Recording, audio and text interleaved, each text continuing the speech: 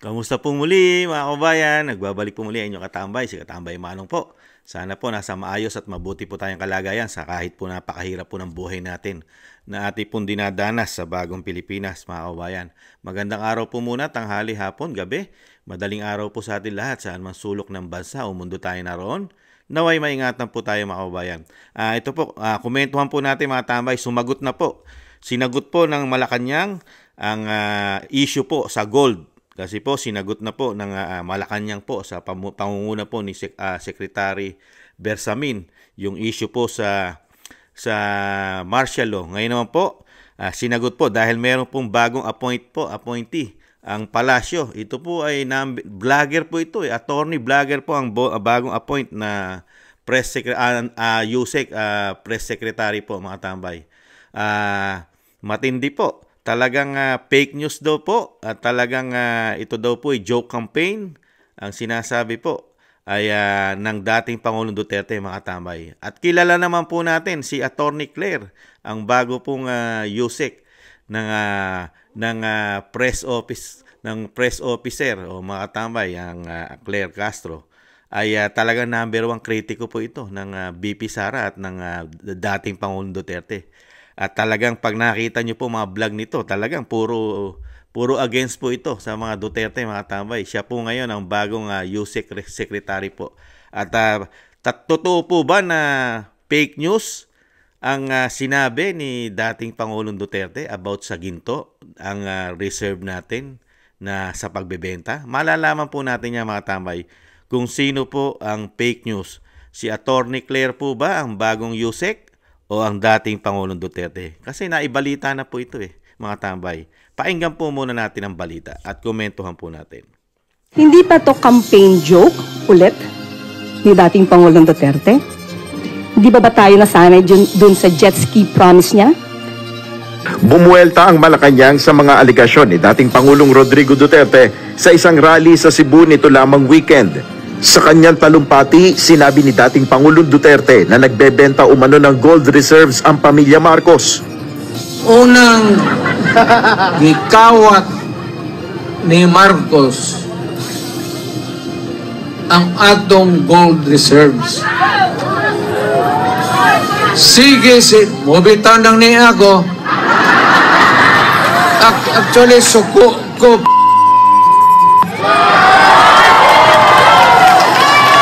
Sige ay nagbaligya ang atong gold, hantod karon gamay na lang kayo. Ayon sa bagong itinalagang Palace Press Officer na si Undersecretary Claire Castro, fake news ang pahayag na ito ng dating Pangulo. Binanggit ni Yusek Castro ang naging pahayag mismo ng Bangko Sentral ng Pilipinas sa issue.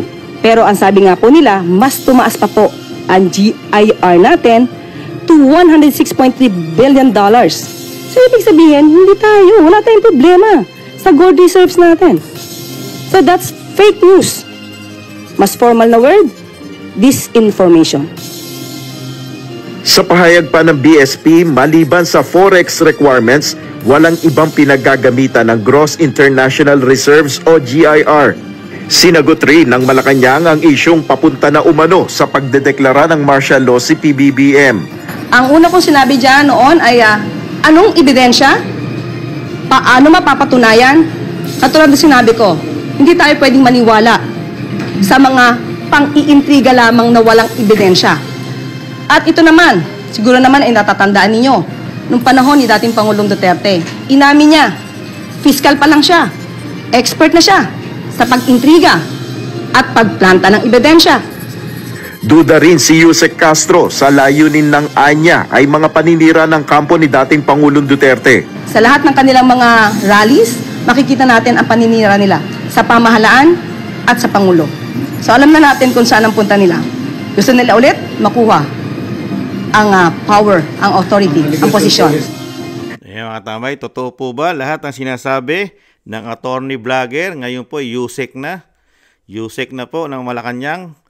Ang Attorney Claire, totoo po ba yung sinasabi niya na sinungaling, fake news ang Pangulong Duterte, mga tambay, at yung sinasabi niya yung pati ang GIR natin, yung sinasabi po na maayos daw po ang sitwasyon, mga tambay. Totoo po ba yon?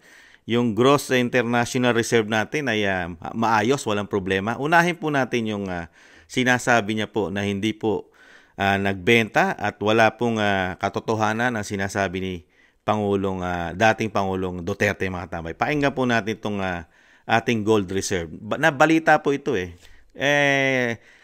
unang araw pa lang po yata ni Atty. Claire, mukhang siya po yata ang dapat ipatawag ng TRICOM, mga tambay. Ng TRICOM. Dapat po ipatawag kasi unang araw pa lang po, mukhang siya po yata ang fake news, mga tambay. Komento ko lang po. Pakinggan po natin ang balita ng INC.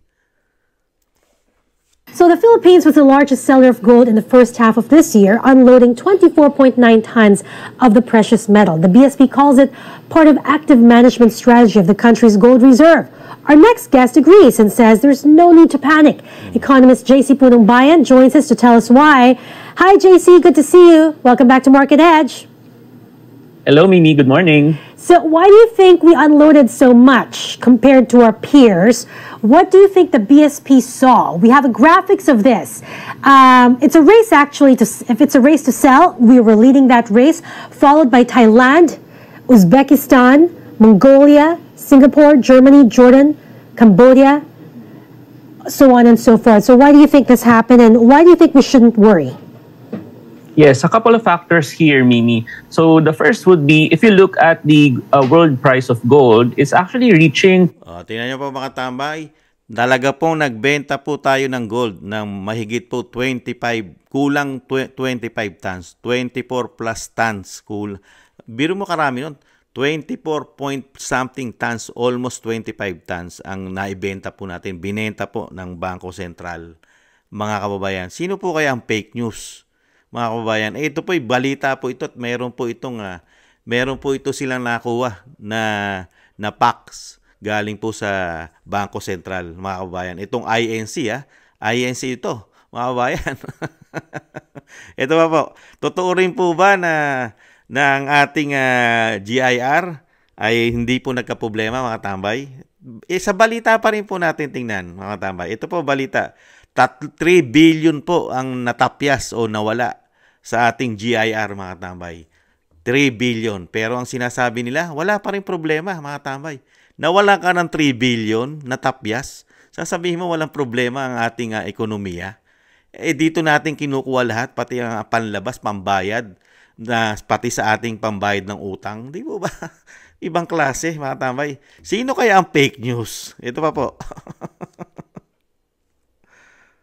Hindi naman kailangan masyado mag-worry dyan. Kasi di ba ang value ang dami ng dollars kasi pag tumataas o bumababa yung research mo, depende sa demand and supply or the usage and the influx of dollars into the economy. Maayos pa ang Gross International Reserves o GIR ng bansa. Ito ang tiniyak ng isang ekonomista matapos bumaba ang foreign currency reserves ng Pilipinas. Ginagamit ng GIR upang tustusan ang pag-aangkat ng produkto, pagbabayad ng serbisyo at pangunahing kita, gayon din sa pagbabayad ng panandaliang panlabas na utang ng bansa. Ayon sa Bangko Sentral ng Pilipinas o BSP, ang kanilang mga reserbang asset o ari-arian ay binubuo ng foreign investment, ginto, foreign exchange at iba pa. Batay sa datos ng BSP, bumaba sa $103 billion ang foreign currency reserves ng bansa sa pagtatapos ng Enero 2025. Mula ito sa $106.3 billion na reserba sa pagtatapos ng taong 2024 o pagkalipas lang ng isang buwan. Paliwanag ni Professor Carlos Manapat, kung tutuusin ay maganda ang ginagawa ng mga economic manager ng pamahalaan dahil maaaring sadyang mas maraming binabayaran ngayon ng bansa o mas kaunti ang pumapasok sa ekonomiya. So it's either konti yung pumasok compared dun sa dati or mas malaki yung gastos natin ngayon sa debts. Ganun lang yun. Kaya it will always find its own equilibrium naman. So we still have good economic managers. Ayon naman sa BSP, masasabing sapat ang Gross International Reserve kung kaya nitong tustusan ang kahit 3 buwan lang na halaga ng imports of goods, payment of services at primary income ng bansa. At mga tambay, tingnan nyo po. natapyas na po ang 3 billion sa ating GIR. Pero yung mga nagsusuri pa nating mga expert daw, okay lang daw po. Pero natapyasan na po tayo, nabawasan na po tayo ang ating GIR, nawala po o natapyas ang 3 billion dollars, mga tambay. Nakita nyo po. Saan ka nakakita na maayos ang ekonomiya ng bansa, natapyas at nabawas ang 3 billion sa pera mo? Diba? Tapos sasabihin mo, walang problema ang central bank, okay ang ekonomiya, maayos ang ekonomiya, ayon kay Secretary Claire, Undersecretary Claire, maayos ang ekonomiya na nagbenta ka ng 25 tons of gold reserve. Ayon na mismo yan sa mga balita at sa central bank, mga tambay. At ito pa po yung isa pong nagsusuri. Pakinggan po natin para malaman po natin kung sino po ba talaga ang fake news. Ang dating Pangulong Duterte pa o ang bagong pasok na attorney Claire Castro na talagang kritiko po ito. Talaga sa mga vlog niya po, kritiko po ito ng Vice President Sara Duterte at ng dating Pangulong Duterte. Ang bagong USEC po ng Palace Press Officer, mga tambay, na si Attorney Claire. Ito po, pakinggan po natin si Malu Tiquia po. Meron din po siyang ebidensya na talaga nagbenta po ng asset, reserve gold ang palasyo, mga tambay. Magandang araw po muli. Ito si Malu Tiquia. Nandito kayo sa Maltik.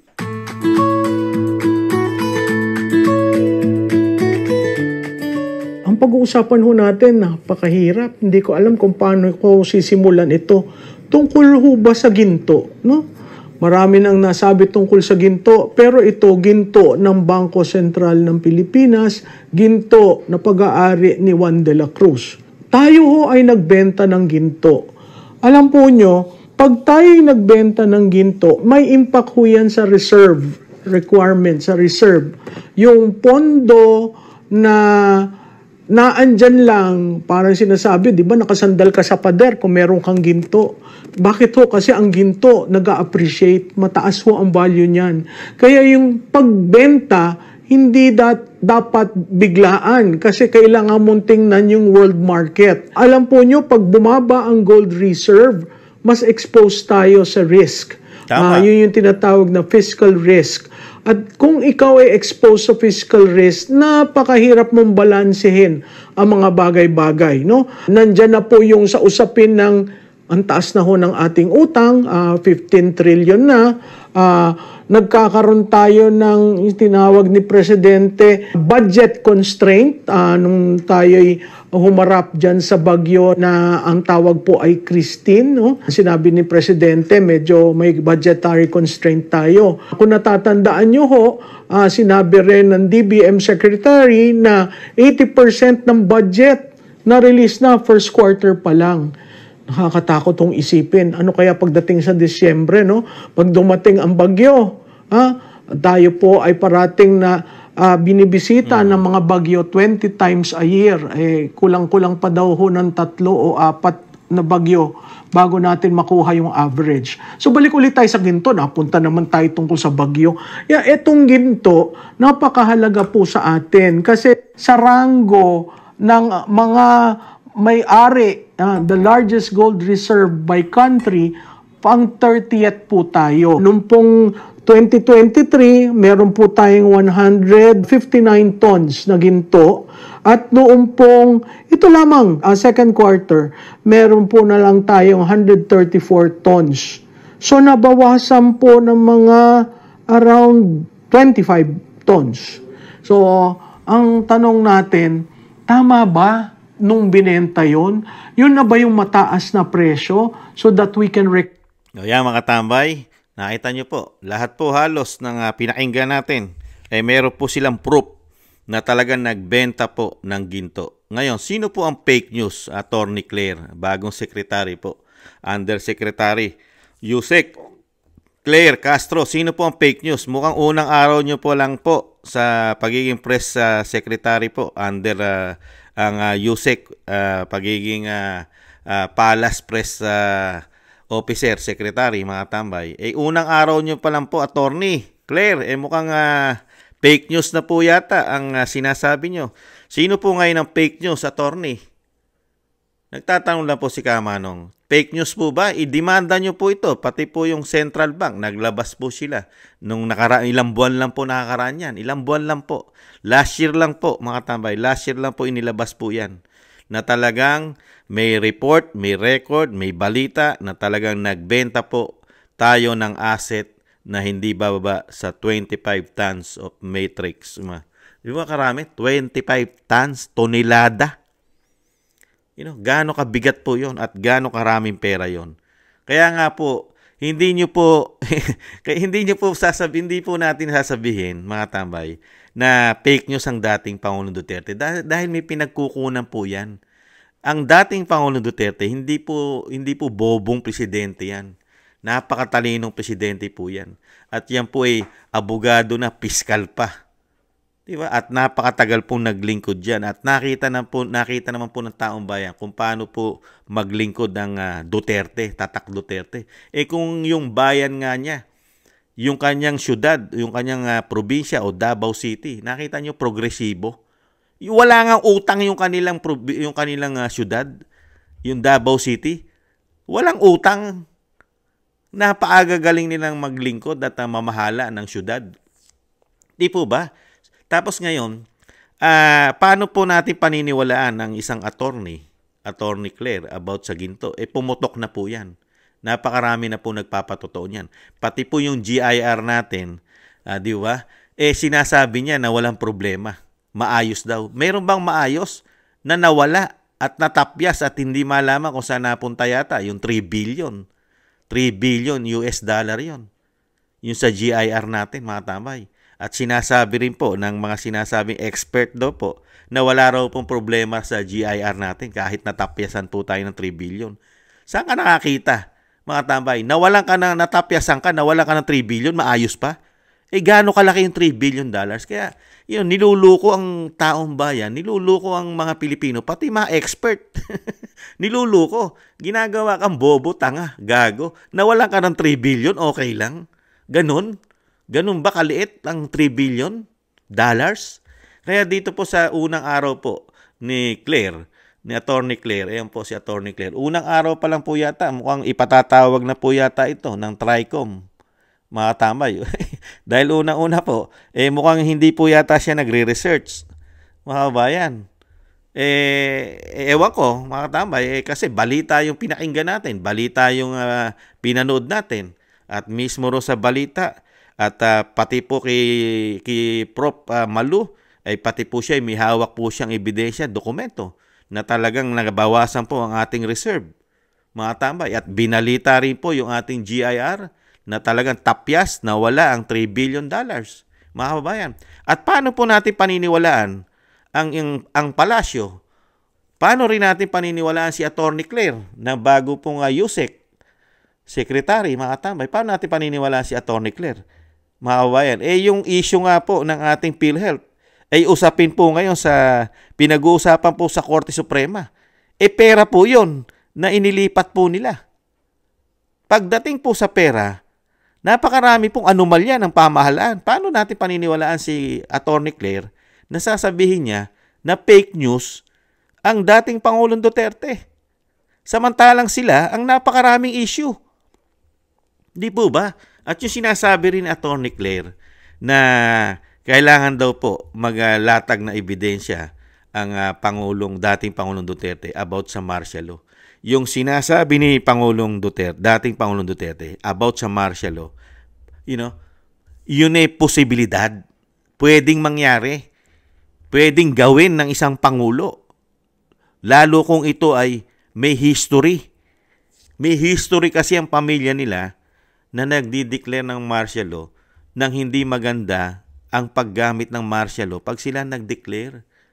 Di ba? Dahil may history nga yung ama. At si dating Pangulong Duterte, nag-declare siya ng martial law, pero maganda ang ginawa niyang pag-handle ng martial law sa Mindanao. Di po ba? Nag-declare siya ng martial law dahil may kaguluhan sa Mindanao, sa Marawi, attorney. Di ba?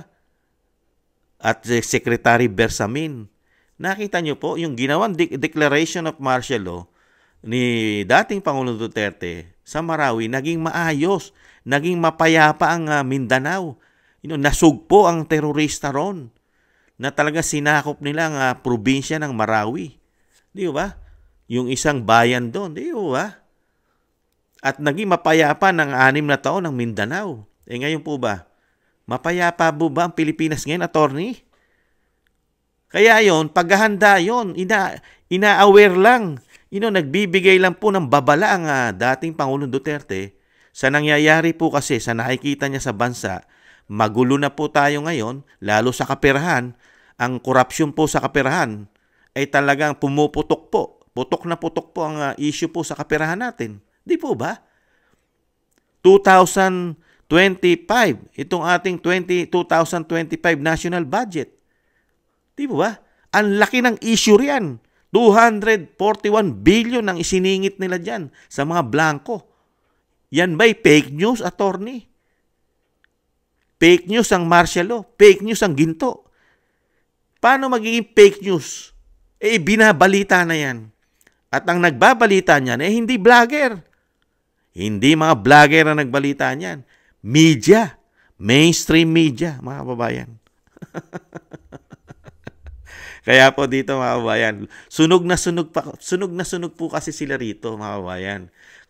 Kaya po kinuha po yata nila si Attorney Claire para po dito sa maging parang pangsangga, pangontra, panglaban, dahil alam naman po natin si Attorney Claire, mukhang iba po yata ang paniniwala yata ni Attorney Claire. Komento ko. Hindi naman masama magkomento, mga tambay. Hindi kaya. Nagtatanong lang si Kamanong. Kasi po, sa institusyon po ng Kamara at Senado, meron na po nakapasok na mga kaliwang grupo. Meron na po nakapasok dyan na sumusuporta po sa CPP and PNDF. Nagtatanong lang po si Kamanong, hindi kaya may nakapasok na rin po na sumusuporta sa CPP and PNDF sa palasyo. Nagtatanong lang po si Kamanong. Nagtatanong, hindi kaya may nakapasok na kaya? Di kaya, attorney? Nagtatanong lang po kay Attorney Claire. Baka kaya may nakapasok na kaya? Hindi naman po masama magtanong kay Undersecretary Attorney Claire kung may nakapasok na rin sa Malacanang na supporters ng CPP and PNDF. Di po ba, mga kabayan? Kaya dito pa, mga kabayan, sunog na sunog po sila, mga kabayan. Dahil kung talagang fake news at gumagawa lang po ang dating Pangulong Duterte, bakit hindi po nagsalita ang Malacanang na bibigyan po nila ito ng kaparusahan? Paiimbestigahan nila, kakasuhan nila ang dating Pangulong Duterte, di ba? Kasi fake news yan libelous. Pwede lang kasuhan ng libel yan ang dating Pangulong Duterte.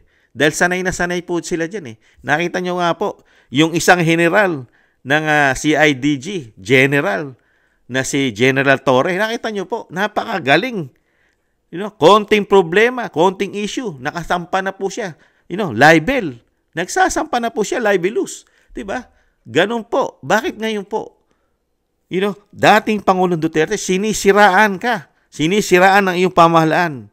Sinisiraan na nagbenta ka ng tuni-tuniladang ginto, 25 tons na ginto. Wala man lang po kayong gagawing aksyon.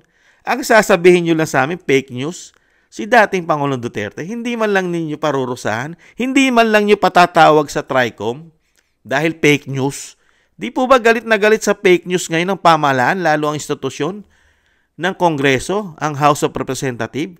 Hindi nyo po ba patatawag ang dating Pangulong Duterte sa TRICOM nang maimbestigahan yung kanyang pinakakalat na fake news na nagbenta tayo ang ating bansa ng 25 tons of gold reserve?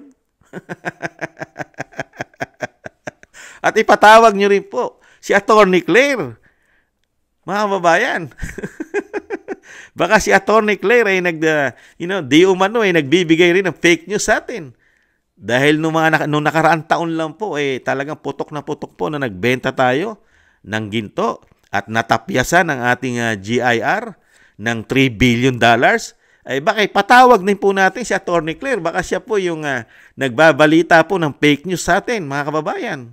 Nagtatanong lang po. Hindi naman po masama magtanong. Di po ba? Kaya dito pa mga tambay, sino po ang paniniwalaan ng mga Pilipino? Si Atty. Claire na hindi yata nag-research? Putok na po sa balita at mga analysis, may mga analysis na po dyan. Tapos, ang mainstream media, binalita na po ng mainstream media na totoo, natapyasan ang ating GIR ng 3 billion at nagbenta tayo ng humigit kumulang na 25 tons of reserve gold natin sa Central Bank, mga kababayan. At tingnan nyo rin po kung anong klaseng secretary po natin ngayon. Number 1 pong kritiko po yata yan, mga tambay, ang kanyang mga vlog. At sinasabi niya pa, kinutya niya pa, mga tambay, yung sinasabi po, sanay na sanay daw po magtanim ng mga issue ang dating Pangulong Duterte. At binanggit pa rin po niya ang jet ski issue daw po, ang jet ski issue. Ang tanong po natin, nagkaproblema po ba tayo nung siya na po ang naupo sa China? Naging problemado na po ba ang bansa natin? Tanong lang po ni Kamanong. Naging mapayapa ang mga kababayan nating mangingisda, number 1. Naging mapayapa ang ekonomiya natin, number 2. Wala tayong usapin na tayo'y makikipagyera, number 3. Di ba?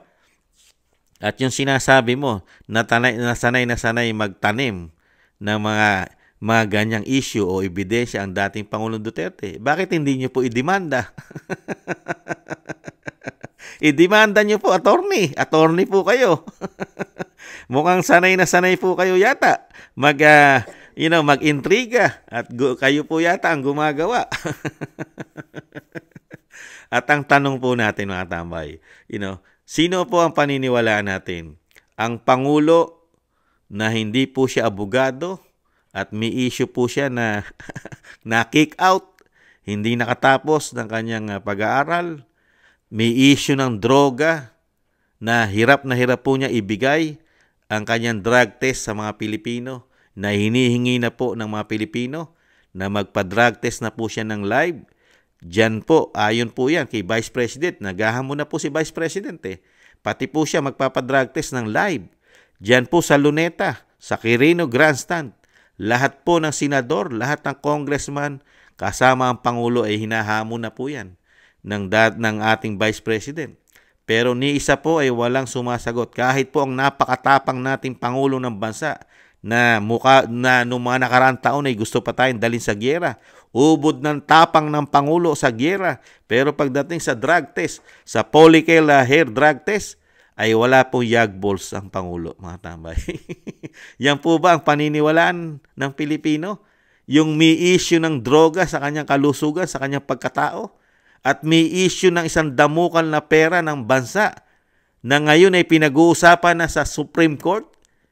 Paniniwalaan natin? At ito namang kabila ng dating Pangulong Duterte, ang sasabihin natin na fake news at hindi dapat paniwalaan, na nagbigay at naglingkod ng 6 na taon na napakaraming napatunayan sa bansa. Walang issue na mga ganitong klaseng korupsyon ang dating Pangulong Duterte. Hindi siya nagkaroon ng issues at mga budget natin. Sa national budget natin, hindi nagkaroon ng issue ang dating Pangulong Duterte. At hindi nagkaroon ng issue ang dating Pangulong Duterte na siya'y bangag at gumagamit ng illegal na droga sa mahabang panahon. At never nagkaroon ng issue ang dating Pangulong Duterte na ginagalaw niya ang pera ng PhilHealth. At hindi niya ito sinisiro ang subsidy. At never din po niya nagalawin ang pera ng GSIS, SSS, at PDIC, at marami pang iba. At never pinasukan ni dating Pangulong Duterte ang katulad na pinasukan na investment ng pamahalaan ng bagong Pilipinas na katulad ng Maharlika Investment Fund. Never ginawa ni dating Pangulong Duterte yan. At never din po ang ating ekonomiya, lalo-lalo po ang GIR natin, na magkandaleche-leche at mawalan tayo at matapyasan tayo ng $3 billion sa panahon niya. Di po ba? Sino ngayon ang paniniwalaan ng taong bayan? Yung napakataas ng popularidad sa 6 na taon na hindi bumagsak ang kanyang approval at trust rating, hindi bumagsak ng 70%, puro pataas, pinakamababa na 68%. At nung siya ay matapos ng kanyang panunungkulan, humigit pa ito sa 90%, 80 plus to 90% ang kanyang trust at approval rating. Paniniwalaan natin ngayon ang pamahalaan. Halos dinodoktor na lang yata ang kanyang survey ng mga survey company. At napakaraming issue. Ginto, pera, pati institusyon ng Kongreso at Kamara, pera pa rin ang issue. Di po ba? Puro pera. Kaya Atty. Claire, nakakatuwa po. Kayo po ngayon ang bagong press secretary, ang undersecretary pa, USEC po. USEC ng Palace Press Officer.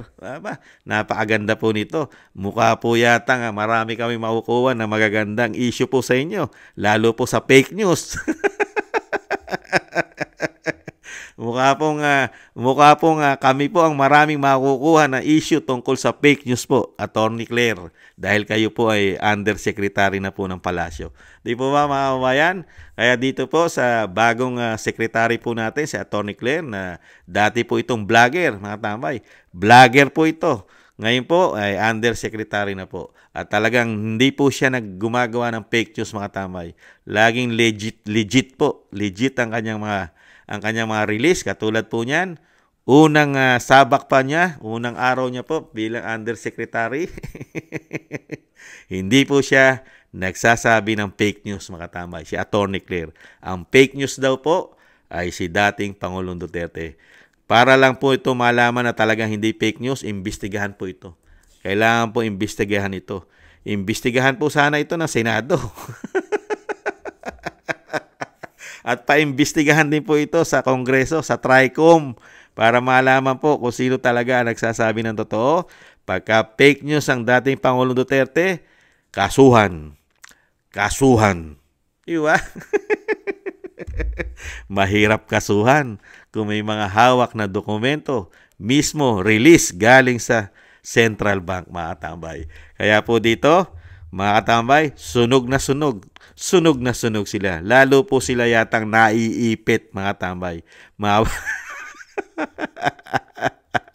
Paano na po kaya ang kinakampanya ng Pangulong Marcos na Bagong Pilipinas? Ang mga issue po ng 3 taon ng Bagong Pilipinas, pera, droga, may kasama pang ginto, mga tambay. Maraming salamat po, mga tambay. At syempre po, bago po tayo magtapos, ay kailangan po natin iboto. At syempre, ito po, lumabas na po. Uso na po ang fake news ngayon, mga kabayan. Ay kailangan na po natin iboto talaga ang PDP laban, mga tambay. Ito po, iboto po natin talaga ang PDP laban, mga tambay. Kailangan na po natin iboto sila. Dalhin po natin sa Kongreso. Kasi para po maimbestigahan na po at malaman na po ng Pilipino kung sila po ay makakapasok lahat sa 20 Congress, ay maimbestigahan na po ang sinasabi po ni Atty. Claire na fake news si dating Pangulong Duterte about sa issue ng gold reserve natin at sa GIR. Di ba? At nang maimbestigahan na rin po ng mga senador po na pambato ng PDP laban, ang issue po sa PhilHealth, issue sa flood control, issue sa GSIS, issue sa SSS, at pati sa issue saan po? Sa Maharlika Investment Fund, mga tambay. Sa pangunguna po ni Senator Bato de la Rosa, Senator Bongo, Senator Attorney Marcoleta, Attorney Vicente Lambino, Apollo Kibuloy, Philip Salvador, Attorney Vic Rodriguez, Attorney Jimmy Bondoc, at Attorney JB Hinlo, mga tambay. Napakarami po abogado sa Pilipinas po sa PDP laban, senatorial candidate ng PDP laban ni dating Pangulong Duterte, mga tambay. Tangkilikin po natin, siyempre po, iboto po natin para po mawala po ang fake news na sinasabi ni Attorney Claire, mga tambay, ang bagong USEC Secretary po. Para po maimbestigahan. Ang unang-una po maimbestigahan, ang sinasabi ni Attorney, ay si dating Pangulong Duterte na naglalabas ng fake news. Maraming salamat po, mga tambay. Sa mga nakagusto po ng Tambayang Makabayan, sa YouTube at TikTok, mga tambay. At ganoon din po sa mga nagko-comment, like, share, and subscribe. At syempre po, maraming salamat po, mga kabayan, sa kababayan po natin, kay Kingston, shoutout po, Kingston ng Hong Kong. Thank you po sa pagbibigay niyo po ng pangkape. Thank you po sa pangkape. Kingston ng Hong Kong. Mabuhay po. Mabuhay po tayong lahat sa kababayan po, ang mga kababayan po natin, lahat po ng kababayan natin sa Hong Kong. Mabuhay po tayong lahat at ingat-ingat po kayo dyan. At sa buong mundo, ang mga kababayan po natin na sumusuporta sa inyong pong lingkod, kay Kamanong, Tambayang Makabayan, mag-ingat po tayo, mga kababayan, sa buong mundo. Ingatan nawa po tayo, mga kababayan. Paalam. Bye-bye.